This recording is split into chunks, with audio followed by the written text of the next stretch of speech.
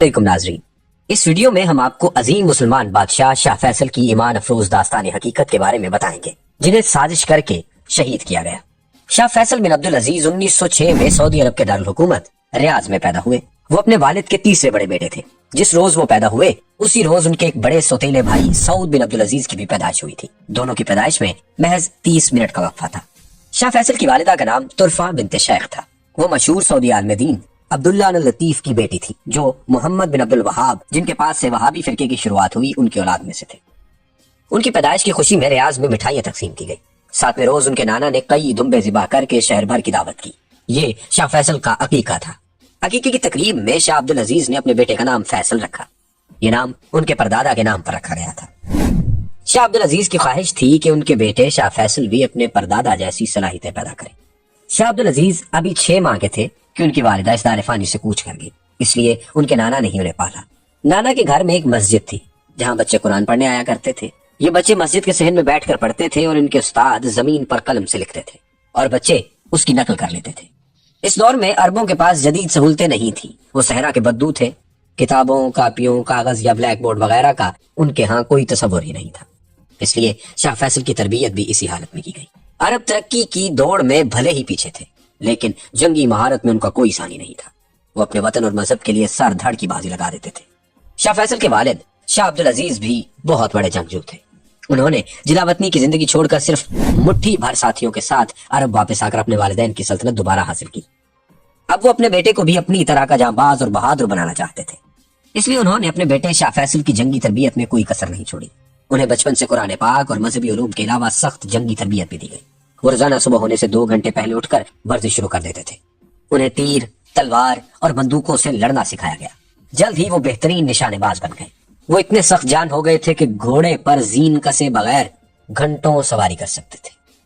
صحرا کی تپتی ریت اور سخت پتھریلی جگہوں پر بھی ننگے پاؤں پیدل چل سکتے تھے۔ سخت گرمی میں بھی بہت دیر تک بھوکے پیاسے رہ سکتے تھے۔ شاہ فیصل نے صرف 10 سال کی عمر میں قرآن مجید حفظ کر لیا۔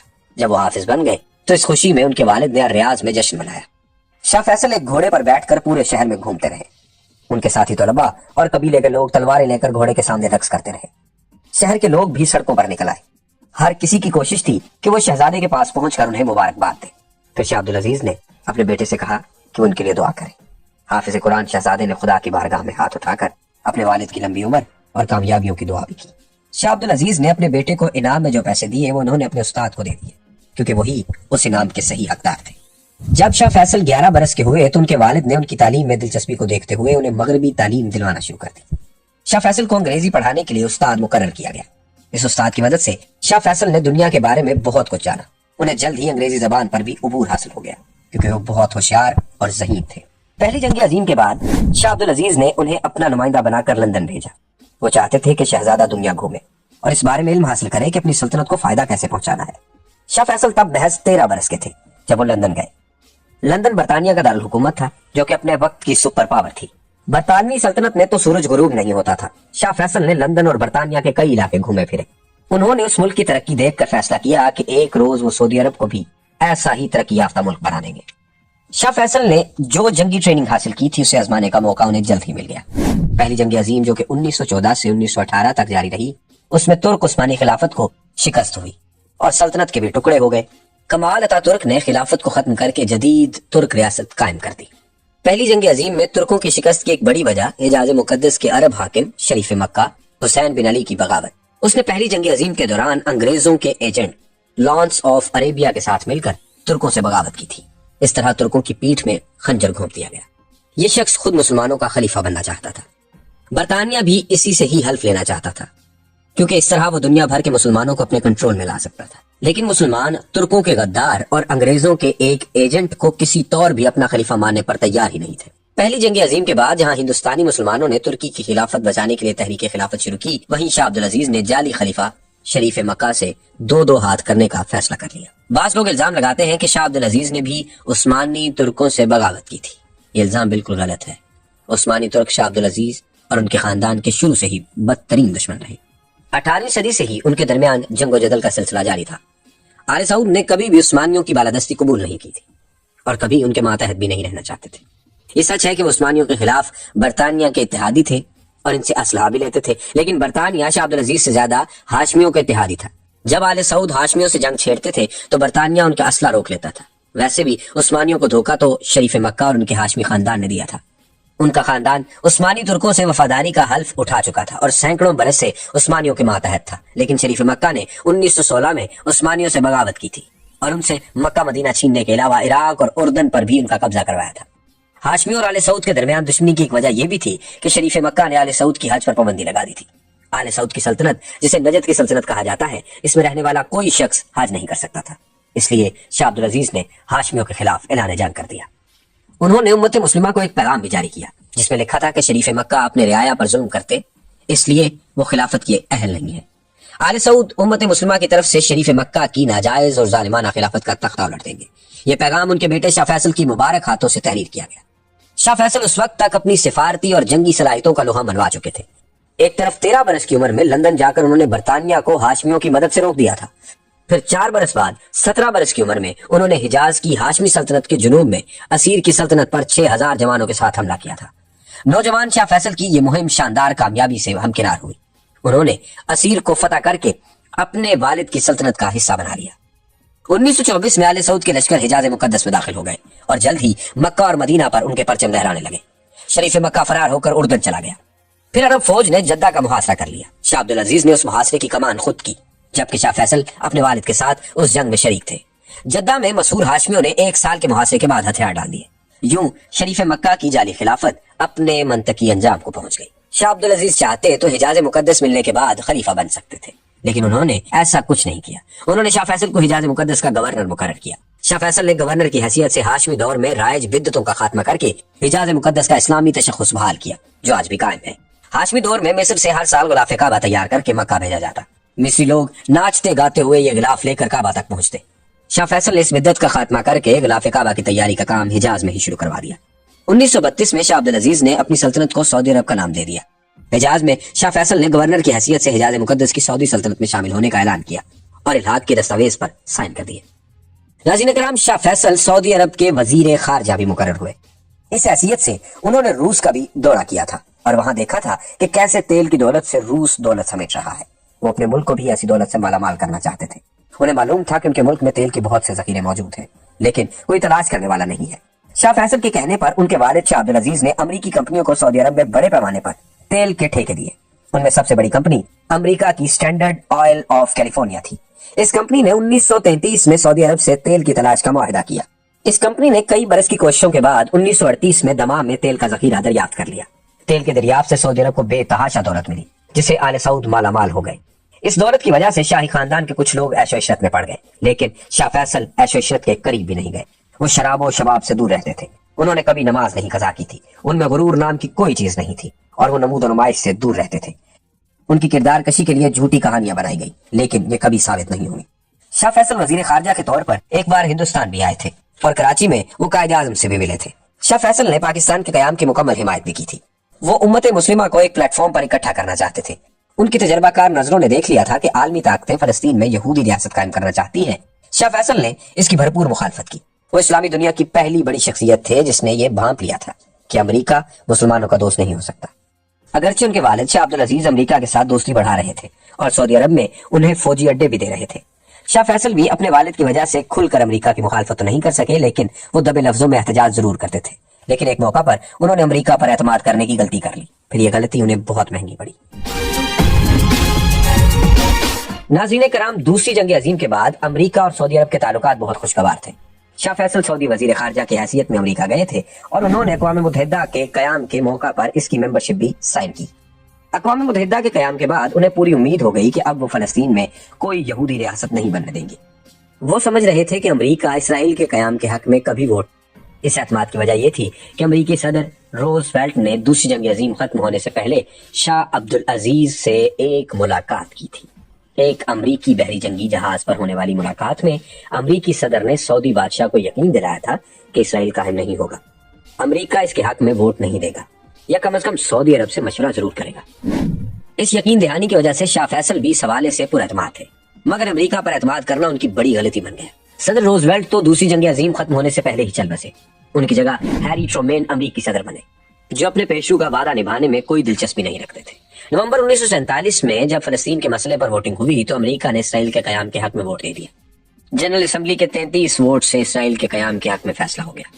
اس فیصلے سے شاہ فیصل کو اتنا غصہ آیا کہ انہوں نے سعودی عرب واپس پہنچ کر کہا کہ اگر میرے باس میں ہوتا تو میں آج امریکہ سے سارے تعلقات ختم کر دیتا، لیکن مسئلہ یہ تھا کہ ان کے والد شاہ عبدالعزیز بادشاہ تھے اور وہ مصلحت امریکہ سے تعلق ختم کرنے کے حق میں نہیں تھے۔ شاہ فیصل کے ساتھ دوسرا مسئلہ یہ تھا کہ وہ ابھی فوری بادشاہ نہیں بن سکتے تھے۔ سعودی رواج کے مطابق بادشاہت پر ان کے سوتیلے بڑے بھائی سعود بن عبدالعزیز کا حق تھا، جو کہ شاہ فیصل سے صرف 30 منٹ پہلے پیدا ہوئے تھے۔ اس لیے ان کے والد شاہ عبدالعزیز نے انہیں اپنا جانشین مقرر کر دیا، حالانکہ وہ اپنے اس بیٹے کی صلاحیتوں کے اتنے قائل نہیں تھے کہ حسرت سے کہا کرتے تھے کہ کاش میرے پاس فیصل جیسے 3 بیٹے ہوتے۔ 1953 میں شاہ عبدالعزیز اس دار فانی سے کوچ کر گئے۔ ان کی جگہ سعود بن عبدالعزیز بادشاہ بنے اور شاہ فیصل کو ان کا ولی عہد مقرر کر دیا گیا۔ سعود بن عبدالعزیز ایک عیاش بادشاہ ثابت ہوئے۔ ان کی 100 سے زائد بیویاں اور لونڈیاں، 24 محل، بے شمار قیمتی گاڑیاں تھیں۔ وہ شراب کے بھی شوقین تھے۔ جب انہوں نے دیکھا کہ سعودی معاشرے میں ان کی شراب نوشی کو اچھی نظر سے نہیں دیکھا جاتا تو وہ امریکی کیمپس میں جا کر شراب پینے لگے۔ ان کے دور میں امریکہ سعودی عرب میں اپنے اڈے قائم کر چکا تھا۔ اس کی تیل نکالنے والی کمپنیوں کی کنسٹرکشن سائٹس پر امریکی انجینئرز کے رہنے کے لیے جو جگہ بنی ہوئی تھی وہاں کھلے عام شراب پی جاتی تھی اور عیاشی کا بازار گرم ہوتا تھا۔ بدقسمتی سے سعودی بادشاہ بھی ان محفلوں میں شریک ہوتے تھے اور وہاں بیٹھ کر شراب پیتے اور داد عیش دیتے۔ شاہ سعود کی عیاشی اور فضول خرچی اس حد تک بڑھ چکی تھی کہ دارالحکومت ریاض کی آدھی بجلی سے صرف شاہ کے محلوں میں ایئر کنڈیشنر چلتے تھے، ساتھ ہی نئے نئے محلوں کی تعمیر کا سلسلہ بھی جاری تھا۔ شاہ سعود کی بادشاہت کے پہلے چند برس میں ہی سعودی عرب کا قرض $200 ملین سے بڑھ کر $480 ملین ہو گیا۔ سعودی کرنسی ریال کی قیمت آدھی گر چکی تھی۔ قرضوں اور مہنگائی کی وجہ سے کئی سرکاری منصوبے روکنا پڑ گئے۔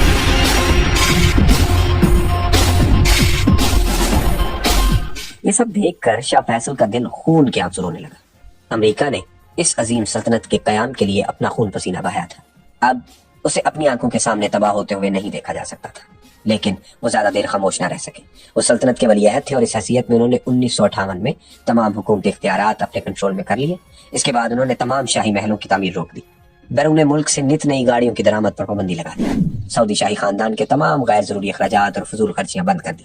اس طرح انہوں نے ملک سے غلامی کا خاتمہ کیا، خواتین کی تعلیم کو فروغ دیا اور انہیں ملازمتیں دی۔ انہوں نے سرکاری محکموں اور فوج کو بھی جدید کیا۔ شاہ فیصل کے اقدامات کی وجہ سے سعودی عرب دوبارہ ترقی کی راہ پر گامزن ہو گیا، لیکن افسوس کہ ان کے مخالفین کو شاہ فیصل کی قابلیت پسند نہیں آئی۔ وہ جو سعودی تیل کی دولت پر عیش کرنا چاہتے تھے، انہوں نے شاہ فیصل کے خلاف شاہ سعود کے کان بھرے۔ بھائی بھائی کے خلاف ہو گیا۔ شاہ سعود نے شاہ فیصل کو اختیارات سے محروم کرنے کے لیے کوششیں شروع کر دی۔ دونوں بھائیوں میں لڑائی شروع ہو گئی۔ ایک سلطنت بچانے کے لیے لڑ رہا تھا اور دوسرا اپنی عیاشی کے لیے۔ یہ اختلافات اتنے بڑے کہ سعودی فوج نے دونوں بھائیوں کے حامی دھڑے بندوقیں اٹھا کر آمنے سامنے آ گئے۔ 800 رائل گارڈز نے الناصریہ میں شاہی محل کے باہر پوزیشن لے لی۔ یہ گارڈ شاہ سعود کے حامی تھے۔ دوسری طرف شاہ فیصل کے حامی نیشنل گارڈز کے سینکڑوں سپاہیوں نے بھی رائل گارڈز کے سامنے پوزیشن لے لی۔ خانہ جنگی کا خطرہ پیدا ہو گیا، لیکن شاہ فیصل نے حالات کو سنبھال لیا۔ انہوں نے کسی خون خرابے کے بغیر شاہی خاندان اور علماء کی مدد سے 1964 میں شاہ سعود کے اقتدار سے ہٹا دیا۔ اب شاہ فیصل خود سعودی بادشاہ بن چکے تھے۔ انہوں نے قرآن پاک پر حلف اٹھایا۔ شاہ سعود حکومت سے ہٹنے کے بعد ملک سے فرار ہو گئے اور پھر کبھی نہیں واپس آئے۔ شاہ فیصل کو حکومت سنبھالنے کے بعد جو سب سے بڑا چیلنج پیش آیا تھا وہ تھا اسرائیل۔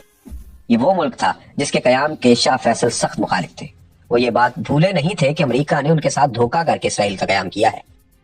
شاہ فیصل کے حکمران بننے کے چند برس بعد 1967 میں عرب اسرائیل جنگ چھڑ گئی۔ اس جنگ میں شاہ فیصل نے بھی اردن کی مدد کی، لیکن اس مدد کے باوجود اسرائیل نے صرف 6 روز میں اردن، شام اور مصر کو شکست دے کر مسلمانوں کے قبلہ اول بیت المقدس پر قبضہ کر لیا۔ اس یہودی قبضے سے جہاں ہر مسلمان کے دل کو ٹھیس پہنچی، وہیں شاہ فیصل بھی شدید متاثر ہوئے۔ وہ سچے پکے مسلمان اور 5 وقت کے نمازی تھے۔ انہیں بیت المقدس سے شدید محبت تھی۔ پھر 1969 میں بیت المقدس پر یہودی قبضے کے صرف 2 برس بعد ایک ایسا واقعہ ہوا جس نے ہر مسلمان کو سخت تکلیف پہنچائی۔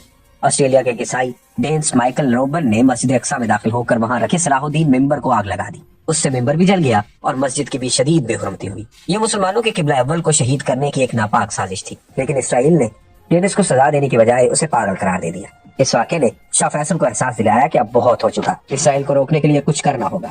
اب اس موقع پر شاہ فیصل نے امت مسلمہ کے درد کو محسوس کیا اور ان کو ایک پلیٹ فارم پر جمع کیا تاکہ وہ مل کر امریکہ اور اسرائیل کی سازشوں کا مقابلہ کر سکے۔ اس لیے انہوں نے سانحہ مسجد اقصی کے 1 ماہ بعد مراکش کے دارالحکومت رباط میں مسلم ممالک کے نمائندوں کو جمع کیا۔ وہ خود بھی اس کانفرنس میں شریک تھے۔ اس طرح 24 اسلامی ملکوں کے نمائندوں نے مل کر OIC کی بنیاد رکھی۔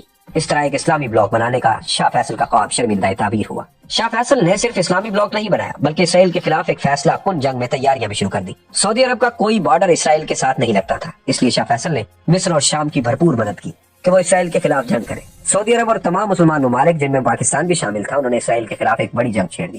6 اکتوبر 1973 کے دن جدید اسلامی تاریخ میں ہمیشہ یاد رکھا جائے گا، جب مصر اور شام کی فوجیں اسرائیل پر ٹوٹ پڑی۔ مصری فوجیوں نے نہر سویز کے مشرقی کنارے پر اسرائیل کی ناقابل شکست بارلے لائن کو ناکام بنا دیا اور صحرائے سینا میں زبردست پیش قدمی کی۔ شام کی فوج بھی گولان ہائٹس میں داخل ہو گئی اور یہودی فوجوں کے چھکے چھڑا دیے، لیکن اس موقع پر امریکہ نے اسرائیل کی مدد شروع کر دی۔ لیکن شاہ فیصل نے اس سے نمٹنے کے لیے تیاری کر رکھی تھی۔ انہوں نے عرب ممالک کے ساتھ مل کر امریکہ، جاپان اور کئی یورپی ممالک کا تیل بند کر دیا۔ اس سے ان ممالک میں گاڑیوں کی لمبی لمبی قطاریں لگ گئی۔ امریکی معیشت کو 2.5% نقصان برداشت کرنا پڑا اور اس کا پہیہ جام ہو گیا۔ امریکہ اس حد تک زچ ہو گیا تھا کہ کرسمس پر بھی شہروں کی لائٹس بند کرنا پڑی۔ پیٹرول چوری ہونے لگا اور لوگ پیٹرول کی حفاظت کے لیے ہتھیار رکھنے لگے۔ یورپ کے کئی شہروں میں تو ہفتے کے ایک روز گاڑیاں بند کر کے سائیکلوں اور گھوڑا گاڑیوں پر سفر کیا جانے لگا۔ امریکی وزیر خارجہ ہنری کسنجر شاہ فیصل کو دھمکیاں دینے لگے کہ اگر تیل کی پابندی ختم نہ ہوئی تو تمہیں پتھر کے دور میں پہنچا دیں گے۔ جواب میں شاہ فیصل نے کہا کہ امریکہ وہی لوگ ہیں جو تیل کے بغیر زندگی کا تصور بھی نہیں کر سکتے، لیکن ہم تو کھجوریں کھا کر بھی اور اونٹنیوں کا دودھ پی کر بھی گزارا کر سکتے ہیں۔ ہمیں اپنی پرانی زندگیوں میں واپس جانے میں کوئی مسئلہ نہیں ہوگا، ہم یہ زندگی گزارنے کے لیے تیار ہیں، لیکن تمہاری دھمکیوں میں نہیں آئیں گے۔ امریکہ کو ان کے جوابات سے بہت پریشانی ہوئی، لیکن اس نے اسرائیل کی مدد کرنا چھوڑ دی۔ امریکہ کے دیے ہوئے طیاروں اور دوسرے اسلحہ سے اسرائیل نے ایک بار پھر عربوں کو پیچھے ہٹنے پر مجبور کر دیا۔ ایک طرف اس کی فوج نے نہر سویز پر قبضہ کر لیا اور دوسری طرف اس کی فوج شام میں دمشق کے قریب پہنچ گئی۔ اس موقع پر عربوں کے اتحادی سوویت یونین نے اسرائیل کو فوجی کارروائیوں کی دھمکی دے کر پیش قدمی روکنے پر مجبور کر دیا۔ عربوں اور اسرائیل میں جنگ بندی ہو گئی۔ اس طرح عربوں کے مزید علاقے اسرائیل کے قبضے میں جاتے جاتے بچ گئے۔ اس واقعے کے اگلے برس 1974 میں پاکستان کے دل لاہور میں دوسری اسلامی سربراہی کانفرنس ہوئی۔ اس میں شاہ فیصل بھی شریک تھے، لیبیا کے کرنل قذافی بھی اور مصر کے انور سادات بھی۔ شاہ فیصل نے اس کانفرنس کے لیے پاکستانی وزیر اعظم ذوالفقار علی بھٹو کی بہت مدد کی۔ انہوں نے ہر اسلامی ملک کے سربراہ کو خود درخواست کی تھی کہ وہ لاہور آئیں۔ لاہور کی اسلامی سربراہی کانفرنس نے امریکہ اور اسرائیل کو ہلا کر رکھ دیا، اس لیے امریکہ اور اسرائیل اب شاہ فیصل سے بدلہ لینے کی ترکیبیں سوچنے لگے۔ لیکن یہ سازش اس طرح کرنی تھی کہ امریکہ یا اسرائیل کا نام لائے، اس لیے امریکیوں نے شاہ فیصل کے ایک بھتیجے فیصل بن مسعود کو اپنا اعلی کار بنایا۔ فیصل بن مسعود کا ایک بھائی خالد بن مسعود سعودی عرب میں ایک ٹی وی اسٹیشن پر حملہ کرنے کے دوران سیکورٹی فورسز کے ہاتھوں مارا گیا۔ اب فیصل بن مسعود اپنے بھائی کے قتل کا بدلہ شاہ فیصل سے لینا چاہتا تھا۔ وہ امریکہ اور اسرائیل کا اعلی کار بن گیا۔ 1975 میں وہ امریکہ سے واپس سعودی عرب آیا۔ 25 مارچ کو وہ ایک پستول اپنے لباس میں چھپا کر ریاض کے شاہی محل میں پہنچا۔ مسلح فیصل بن مسعود شاہ فیصل کے ملاقاتی کمرے میں پہنچ گیا، جہاں شاہ حکومتی عہدیداروں اور عام لوگوں سے ملتے تھے۔ شاہ فیصل اسے دیکھ کر خوش ہوئے کیونکہ وہ ان کا بھتیجا تھا۔ وہ اسے چومنے کے لیے آگے بڑھے۔ اس عاقبت ناندیش شخص نے شاہ فیصل پر فائرنگ کر دی۔ شاہ فیصل کے سر میں گولیاں لگی اور اسلامی دنیا کا یہ عظیم سپوت فرش پر گر پڑا۔ انہیں اسپتال لے جایا گیا، جہاں ایک امریکی ڈاکٹر نے ہی ان کا علاج کیا۔ شاید یہ بھی امریکی CIA کی پلاننگ کا حصہ تھا۔ امریکی ڈاکٹر نے جلد ہی اعلان کر دیا کہ شاہ فیصل شہید ہو چکے ہیں۔ شاہ فیصل کے جنازے میں پاکستانی وزیر اعظم ذوالفقار علی بھٹو سمیت دنیا اسلام کی بڑی بڑی شخصیات نے شرکت کی۔ ان کی میت ایمبولینس میں رکھ کر آل سعود کے آبائی قبرستان میں لے جائی گئی، جسے مقبرۃ الوعود کہتے ہیں۔ یہاں انہیں اپنے والد کے پہلو میں سپرد کر دیا گیا۔ انا للہ و انا الیہ راجعون۔ شاہ فیصل تو شہید ہو گئے، لیکن ان کے قاتلوں کا آج تک نہیں پتہ لگ سکا۔ امریکہ اور اسرائیل کا پلان کامیاب رہا۔ شاہ فیصل کی شہادت کے بعد مسلم دنیا میں پھوٹ پڑ گئی اور اسلامی بلاک بھی عملی طور پر ختم ہو گیا۔ شاہ فیصل کے قریبی ساتھیوں میں ذوالفقار علی بھٹو، انور سادات اور پھر معمر قذافی بھی افسوسناک انجام سے دوچار ہوئے۔ ان سب کو بھی شاہ فیصل کی طرح اسلامی بلاک بنانے کی سزا ملی۔ ان سب لوگوں کے منظر سے ہٹنے کے بعد اب اسلامی بلاک یعنی OIC ایک ایسا فورن بن کر رہ گیا ہے جو صرف مذمتی قراردادیں پاس کرا سکتا ہے، بلکہ اب تو وہ بھی نہیں کرتا۔ امت مسلمہ آج بھی ایک ایسے لیڈر کی تلاش میں ہے جو شاہ فیصل کی طرح دشمن کی آنکھوں میں آنکھیں ڈال کر بات کر سکے۔